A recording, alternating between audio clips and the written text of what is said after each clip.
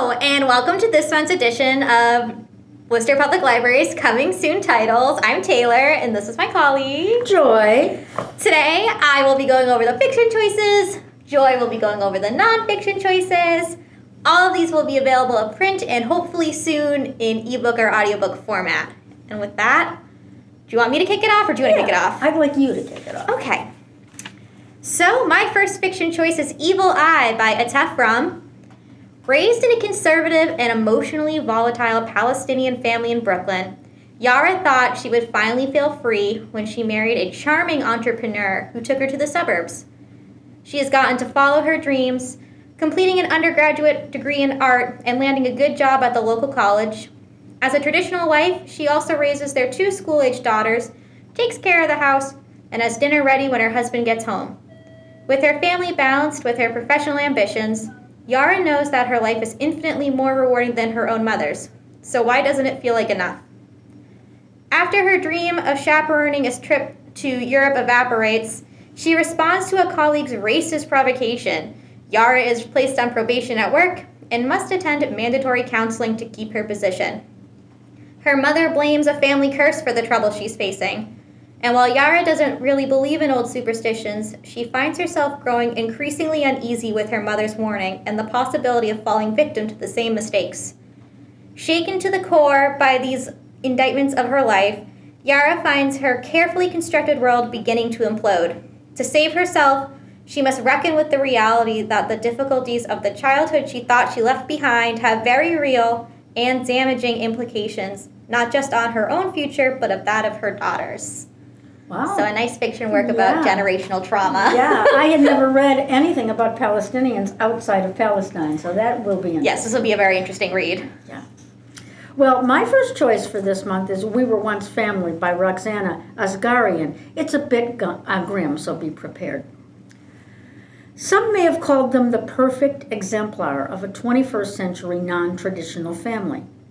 A married couple, Sarah and Jennifer Hart, fresh-faced Midwestern white women and their 6 black and biracial adopted children who were frequently seen on Facebook posts smiling for the camera in what one reviewer called a sort of post-racial kumbaya.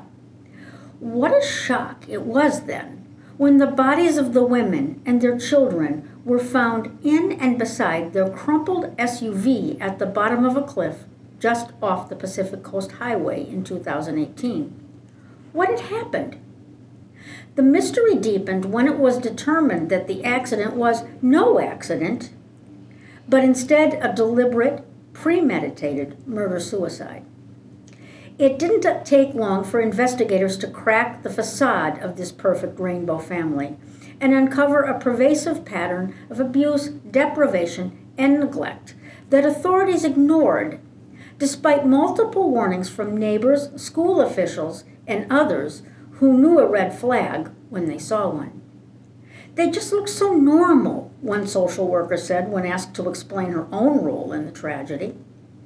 In her new book, We Were Once Family, author Roxana Asgharian has chosen to focus not on the dark history of the Harts and the children they raised, but on the birth families who lost them. She maintains that the situation hinged on the assumption that the children would, of course, be better off with white women who adopted them than with their families of origin, even when responsible relatives were available and in some cases fought hard for custody. We Were Once Family is, in the words of the reviewer for Kirkus, a riveting narrative and a deeply reported indictment of a system that continues to fail America's most vulnerable children. Literary Hub named the book one of the most anticipated releases in 2023, and PW calls it sensitive, passionate, eye-opening, a must-read. A heavy hitter for the first nonfiction. Oh, wow. Yeah. Do you remember when it happened? It was all over the internet. You saw these pictures, and it was, what? Yeah, and it's nice to know that they're going to she focuses more on the families and the failures of the systems in place. Yes, exactly. Than on the nitty gritty of the sadder, like abuse and things like Yeah, that. well, she says, needy families have so many strikes against them, and one is that the assumption is made that their children will make the slightest problem, and the assumption is made that the children will be better off in other middle class and sometimes white families. Yeah. So, okay, well, my next fiction choice is Biography of X by Catherine Lacey. Set in an alternative version of the U.S., narrator Charlotte Marie, CM, takes us along for the ride as she researches the mysterious past of her late wife, art sensation X.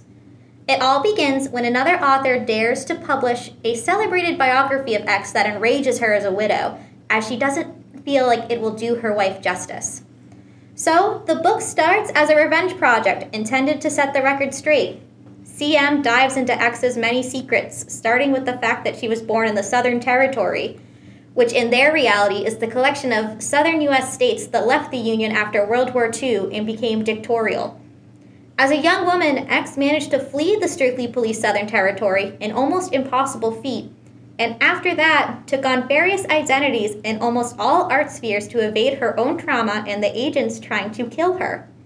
We learn about X writing songs with David Bowie, discussing books with Kathy Acker, succeeding in different art mediums, traveling through the U.S. and Europe, being both everywhere and nowhere. CM's reporting trips put her face-to-face with former spouses, lovers, revolutionaries, terrorists, friends, and hanger-ons. But a clear picture of X remains elusive. Instead, Catherine Lacey creates a portrait of a biographer haunted by grief, struggling to untangle love from objection, fiction from reality, and art from life. As CM circles closer to the truth about X, her memory about her wife's violent tendencies become clearer and sharper. Quote, "I did not know her, and I do not know who she was," CM admits at last. "I do not know anything of that woman, though I did love her. On that point I refused to concede. And it was a maddening love, and it was ruthless love, and it refuses to be contained," unquote. I've had this book on reserve forever. Yeah? But I'd forgotten why I put it on hold, so thank you for reminding me. I'm happy. I'm glad I did. Perfect. I'm glad I could remind you then. My next choice is Planta Sapiens, Unmasking Plant Intelligence by Paco Calvo with Natalie Lawrence. It should come as no surprise that over the past few decades, researchers in various disciplines have shown that the boundary that separates us from our fellow members of the animal kingdom is far more porous than we ever might have imagined. This has given rise to a host of ethical issues that trouble even non-vegetarians like me. Perhaps most importantly, can we Homo sapiens justify killing and eating creatures not so different from ourselves?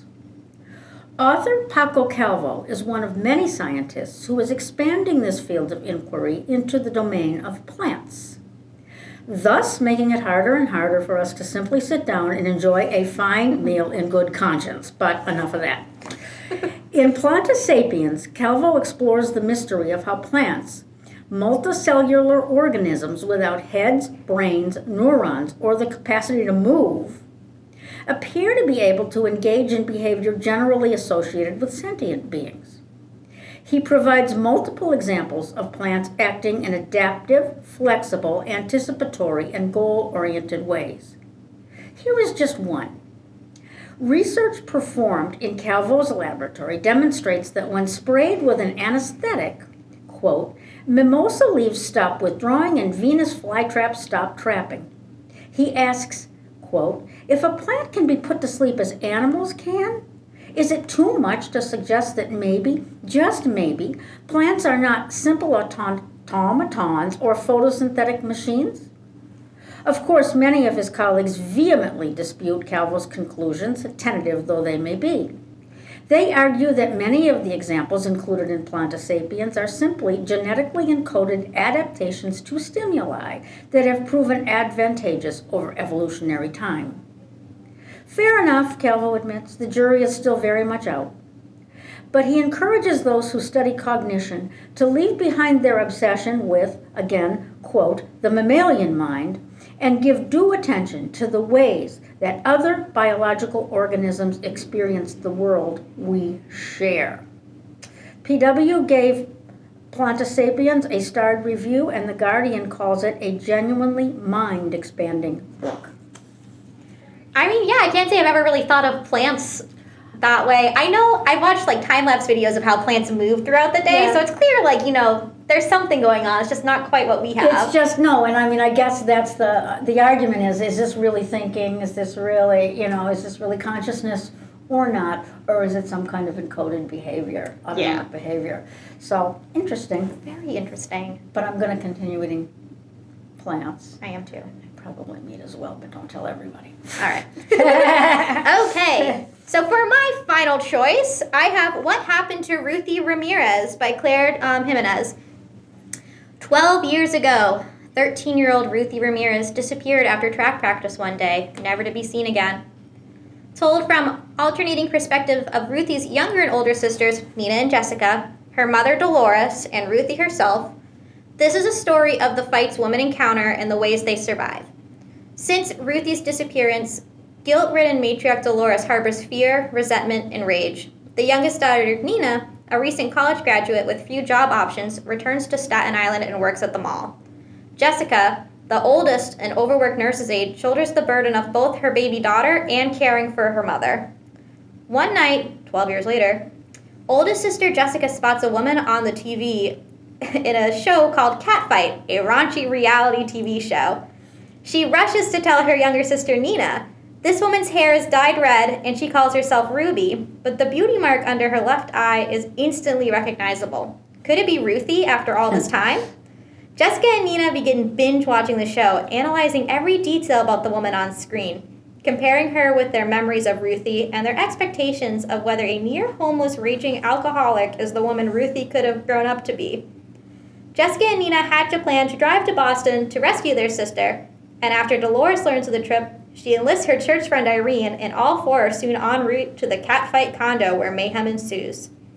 The author perfectly harnesses the Ramirez woman's alternating viewpoints to illuminate how the years have worn on them, and in the stunning ending, she cannily reveals the truth behind Ruthie's disappearance. Wow. Sounds hilarious. Yes. It sounds like it's definitely going to be one of those ones peppered with a lot of comedy and then a very dark undertone underneath all of it. I really love reality TV, and so I love to watch or read send-ups of reality TV, so this sounds really good. And although I don't have a review for it, I do just want to make a quick little shout out to a graphic novel I'm really looking forward to, Mimosa by Archie Bongiovanni. I wasn't able to write a review on it because I ran out of time, but I did want to just throw it into the ether. I have it on order. Beautiful. My final choice for this month is Above Ground, Poems by Clint Smith. Some of you may have read Atlantic staff writer Clint Smith's remarkable book of essays, How the Word is Passed, in which the author views the legacy of slavery through the lens of various national landmarks. But you may not know that this talented author is also a highly regarded poet. Now, in Above Ground, his second collection, Smith explores how becoming a parent altered his perception of the world. In these lyrical narrative poems, Smith captures the wonder, joy, and grace of a father witnessing his child discover the daily pleasures and sorrows inherent in all lives against a backdrop of persistent social and political tumult. We'll have to wait until March 28th to dive into the treasures published in Above Ground. But there are plenty of Smith's earlier compositions available online and in print. So let's listen to just one. The title is There Is a Lake Here, and it is dedicated to the city of New Orleans, and think Hurricane Katrina. There is a lake here. A lake the size of outstretched arms. And no, not the type of arms raised in surrender. I mean the sort of arms beckoning to be held, to wrap themselves around another and to never let go. And no, the lake is not a place where people are drowning. And no, this water is not that which comes from a storm or that which turns a city into a tessellation of broken windows and spray paint. There are children swimming here, splashing one another while the droplets ricochet between them. The droplets do not hurt. They simply rolled down the side of the boy's cheek. No, the boy is not using the water to hide his tears. He is laughing, eyes cast out across the water in awe of how vast it is.